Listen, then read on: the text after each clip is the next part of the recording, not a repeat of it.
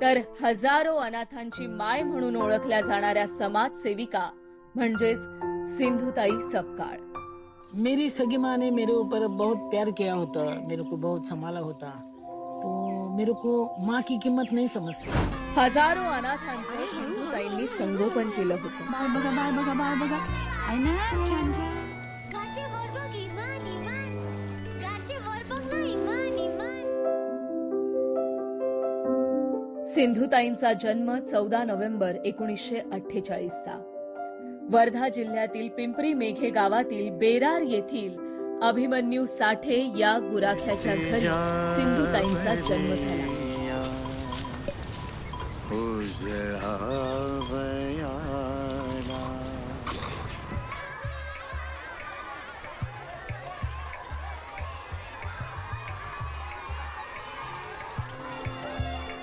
लहानपणी त्यांना चिंधी या नावाने ओळखलं जात होतं। घरातील गरिबी, कौटुंबिक जबाबदाऱ्या यामुळे इयत्ता 4थी पर्यंतच त्यांचं शालेय शिक्षण झालं होतं। काय करायची साळण काळा, 10 वर्षाची झाली, घरकाम स्वयंपाक पाणी शेणसडा कवा शिकणार, शाळा शिकत राहते तर। यानंतर वयाच्या 12व्या वर्षी त्यांचं लग्न 26 वर्षाचे श्री हरी सपकाळ यांच्याशी झालं। लग्नानंतर त्यांना प्रचंड सासुरवास भोगावा लागला। मेळा लागलाय काय बघत राहिली तू? तिकडे पाण्यासाठी आई वाट बघून राहिली, घराकडे राहायचं चल।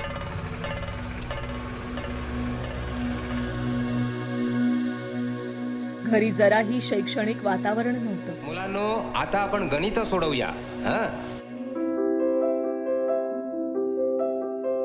पण अशाही वातावरणात त्यांनी शिक्षणाचा ध्यास सोडला नाही। जंगलात लाकूड फाटा, शेण गोळा करताना सापडलेले कागदाचे तुकडे माई घरी आणायच्या आणि उंदराच्या बिळात लपवून ठेवायच्या।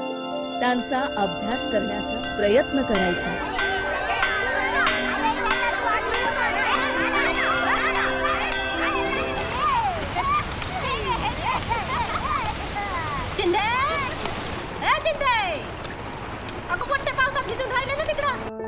वयाच्या 18व्या वर्षापर्यंत त्यांची 3 बाळंतपणं झाली होती। 4थ्या बाळंतपणाच्या वेळी त्यांनी आयुष्यातला पहिला संघर्ष केला। तेव्हा गुरे वळणे हाच व्यवसाय असायचा।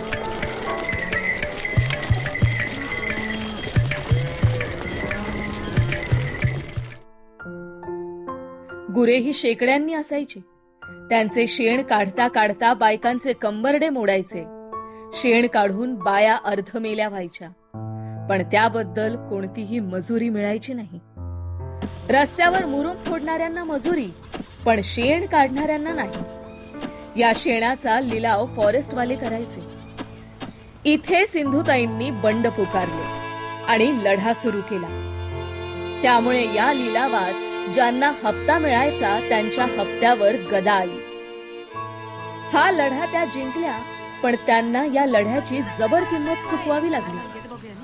पण माझ्यासारख्या अनेक जणी आहेत ज्यांना मुलं आहेत, अनाथ आहेत। जंगल खात्याकडून येणारी मिळकत बंद झाली। गावातील जमीनदार दमडाजी असतकर हा सुडाने पेटला।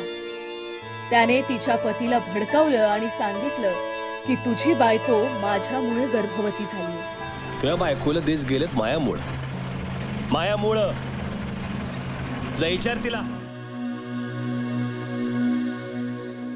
श्री हरी सपकाळ यांनी पुढचा मागचा विचार न करता बायकोच्या चारित्र्यावर संशय घेऊन सिंधुताईंना मारहाण करून घरातून हकलवलं। काय झालं? वर मला तिच्या राहिली, दमडाच्या खाली झोपून शेण खायले तू, आणि गुरांच्या गोठ्यात पाठवलं, जेणेकरून गुरांच्या लाथा बसतील आणि त्या मरतील। त्याच अवस्थेत त्यांनी लेकीला जन्म दिला। सासरच्या मंडळींनी हकललं, सख्या आईने पाठ फिरवली। अशा वेळी सिंधुताईंनी स्मशानाचा आधार घेतला।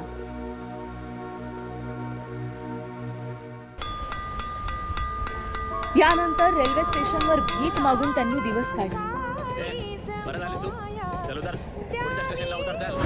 बऱ्याचदा आत्महत्येचे विचारही आले, पण लहान मुलीचा जीव घेतला तर पाप लागेल म्हणून त्या मागे फिरल्या.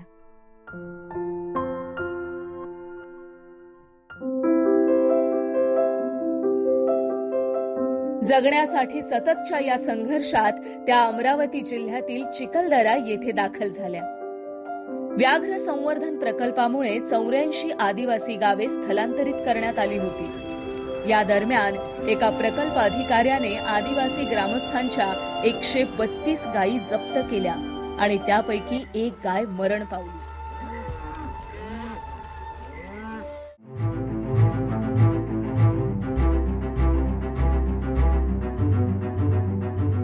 सिंधुताईंनी असहाय्य आदिवासी ग्रामस्थांच्या योग्य पुनर्वसनासाठी लढा देण्याचा निर्णय घेतला. चिखलदऱ्याला जीवनदान द्या. वनमंत्र्यांनी त्यांच्या प्रयत्नांची दखल घेतली आणि त्यांनी पर्यायी स्थलांतरासाठी योग्य व्यवस्था केली.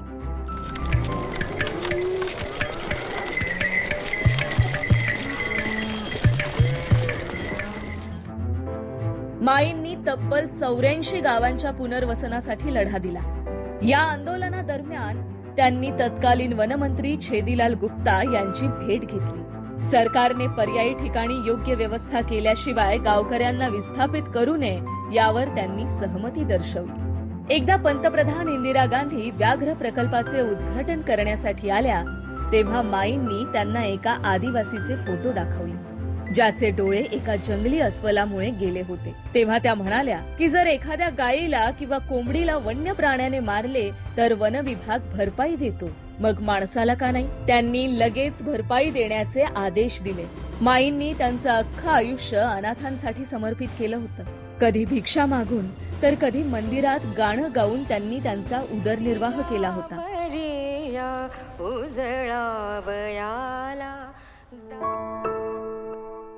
मिळणारं अन्न त्या एकट्याच नाही खात तर सर्व भिकाऱ्यांमध्ये वाटून खाल्लं जात होतं. या दरम्यान माईची कित्येक निराधार आणि अनाथ मुलं आणि स्त्रियांशी ओळख झाली. माई त्यांचा आधार बनल्या आणि इथूनच त्यांनी अनाथ आणि निराधार मुलांचं संगोपन करायला सुरुवात केली. माझ्यासाठी पहिली काय आणि शेवटची काय? गेरे बाळा.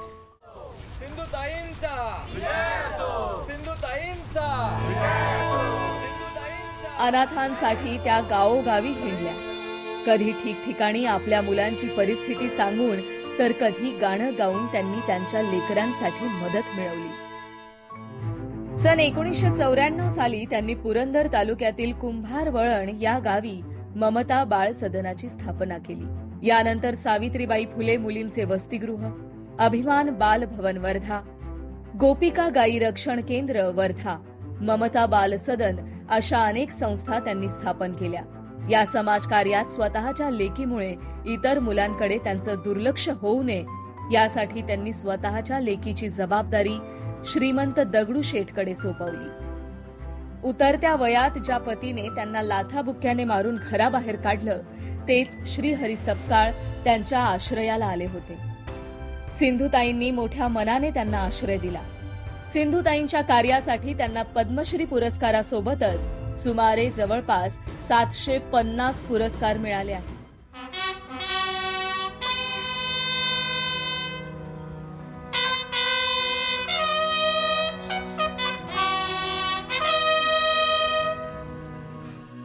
आणि अखेर पुणे येथे 2022ला हृदयविकाराच्या तीव्र झटक्यामुळे सिंधुताईंनी या जगाचा निरोप घेतला. एक अजरामर संस्था आहे आई ही. तशी माई ही एक अजरामर संस्थाच होती. तिचं कार्य कुठल्याही प्रकारे थांबणार नाही. सिंधुताईंचं संपूर्ण आयुष्य सर्वांसाठी प्रेरणादायी आहे. त्यांच्या जीवनचरित्रावर आधारित मी वनवासी हे पुस्तक आजही कित्येकांसाठी प्रेरणादायी आहे.